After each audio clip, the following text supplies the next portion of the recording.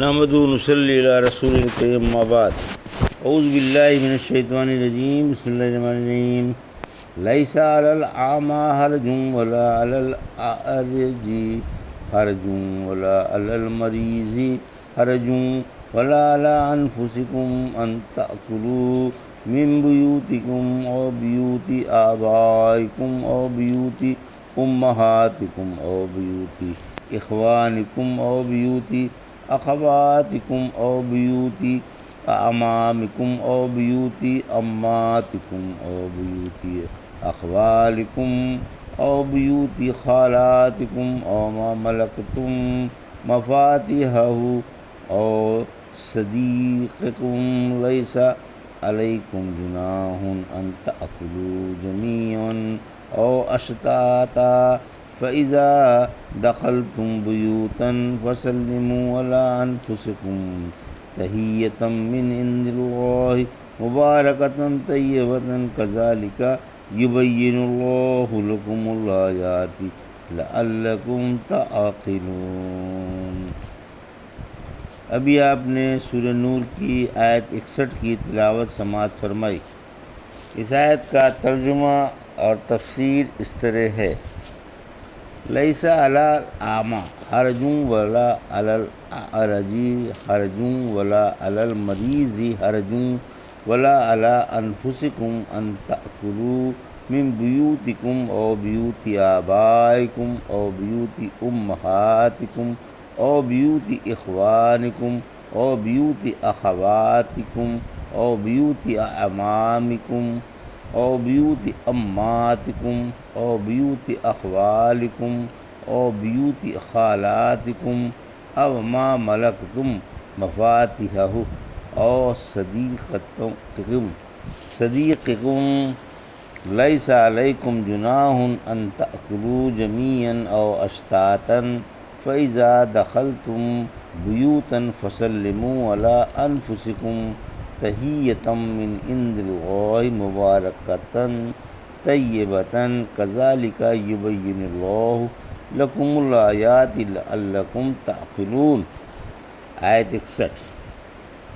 ترجمہ: اندھے پر، لنگڑے پر اور بیمار پر کوئی حرج نہیں، اور نہ تم پر کہ تم اپنے گھروں سے یا باپوں کے گھروں سے یا ماؤں کے گھروں سے یا بھائیوں کے گھروں سے یا چچاؤں کے گھروں سے یا پھوپھیوں کے گھروں سے یا ماموؤں کے گھروں سے یا خالاؤں کے گھروں سے یا ان کے گھروں سے جن کی کنجیوں کے تم مالک ہو، یا اپنے دوستوں کے گھروں سے کھانا کھا لو، اس میں بھی کوئی حرج نہیں کہ مل کر کھاؤ یا الگ الگ۔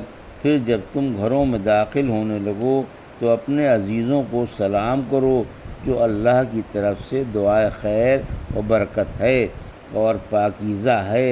اسی طرح اللہ کھول کھول کر تمہارے سامنے احکام بیان فرما رہا ہے تاکہ تم عقل سے کام لو۔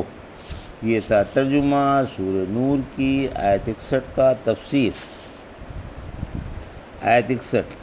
عزیزوں کے گھر کھانا کھانا۔ بعض لوگ اس وجہ سے اندھوں کے ساتھ کھانا نہیں کھایا کرتے تھے کہ وہ بیچارے دسترخوان پر رکھی ہوئی نعمتوں کو نہیں دیکھتے، ہو سکتا ہے کہ ان سے پہلے دوسرے انہیں کھا جائیں۔ مسلمانوں کو یہ بات گوارا نہ تھی کہ ان کے ساتھ کھائیں اور ان کی حق تلفی ہو، اس پر یہ آیت اتری۔ پھر فرمایا کہ خود تم پر بھی کھانے میں کوئی حرج نہیں ہے۔ یہ بات تو ظاہر ہی تھی، مگر اس کا خالص طور پر اس لیے ذکر کیا کہ بعد میں آنے والے حکم میں اس کے برابر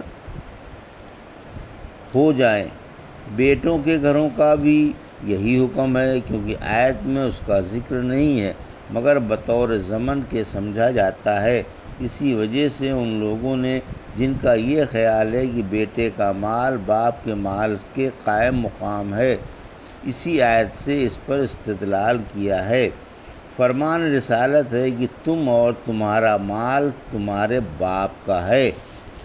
پھر فرمایا کہ اس کے گھر میں بھی کھا سکتے ہو جس کی کنجیوں کے تم مالک ہو، اس سے غلام و نگران مراد ہیں۔ وہ مالک کے مال میں سے دستور کے مطابق کھا سکتے ہیں۔ صدیقہ رضی اللہ تعالیٰ فرماتی ہیں، جنگ کے موقع پر ہر صحابی کی یہی خواہش ہوتی تھی کہ ہم بھی آپ کے ساتھ شریک ہوں۔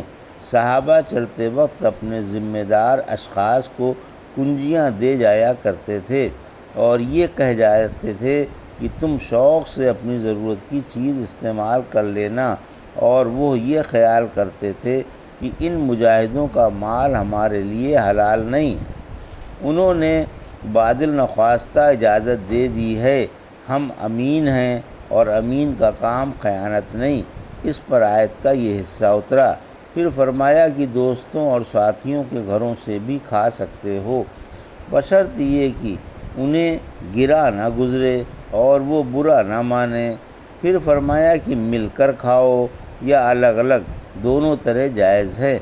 ابن عباس فرماتے ہیں، جب یا ایھا الذین آمنوا لا تأکلوا اموالکم بینکم بالباطل اتری تو مسلمانوں نے کہا کہ حق تعالیٰ نے ہمیں آپس میں باطل طریقے سے کھانے سے منع فرمایا ہے، اور کھانا تمام مال سے افضل ہوتا ہے، لہذا کوئی کسی کا کھانا نہیں کھا سکتا اور نہ کھانا حلال ہے۔ جب لوگ رک گئے تو حق تعالیٰ نے لیس علی الاعمی سے اور صدیقکم تک آیت اتاری۔ تنہا کھاتے ہوئے بھی صحابہ کو شرم محسوس ہوتی تھی جب تک کہ ان کے ساتھ کوئی اور نہ ہو۔ اس پر اللہ نے رخصت اتار دی۔ جاہلیت میں بنی کنانہ میں تنہا کھانا بڑی ذلت کی بات سمجھی جاتی تھی۔ کوئی شخص بھوکا ہوتا اور اس کے پاس دودھ کا جانور ہوتا تو جب تک دوسرا آدمی اس کے ساتھ کھانے کو نہ ہوتا وہ ہرگز نہیں کھاتا تھا۔ اس پر یہ آیت اتری۔ اس آیت میں تنہا کھانے کی رخصت مل گئی، اگرچہ مل جل کر کھانا باعث برکت و فضیلت ہے۔ گھروں میں سلام کر کے جاؤ۔ پھر فرمایا کہ گھروں میں سلام کر کے جاؤ یعنی ایک دوسرے کو سلام کرے۔ جابر بن عبداللہ رضی اللہ عنہ فرماتے ہیں، جب تم گھر جاؤ تو گھر والوں کو سلام کرو، جو اللہ کی طرف سے ایک پاکیزہ اور برکت والی دعا ہے، دعائے خیر ہے۔ آپ سلام کرنا ضروری سمجھتے تھے۔ مجھے رحمت عالم صلی اللہ علیہ وسلم نے خاص طور سے 5 باتوں کی تاکید فرمائی کہ انس اچھی طرح سے وضو کر، تیری عمر میں برکت ہوگی۔ میری امت کے ہر ملنے والے پر سلام کر، تیری نیکیاں بڑھیں گی۔ گھر میں آتے وقت گھر والوں کو سلام کر، گھر کی خیر و برکت میں اضافہ ہوگا۔ چاشت کی نماز پڑھ، کیونکہ پہلوں کا یہی طریقہ تھا۔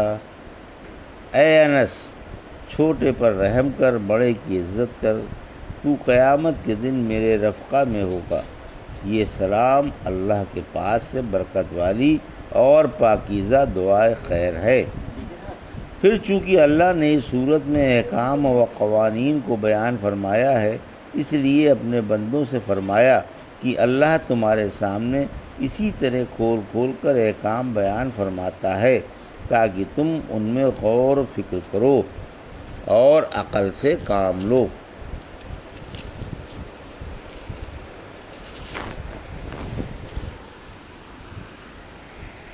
بارک اللہ لی و لکم فی القرآن الحکیم و نفعنا ایاکم بالآیات الذکر الحکیم۔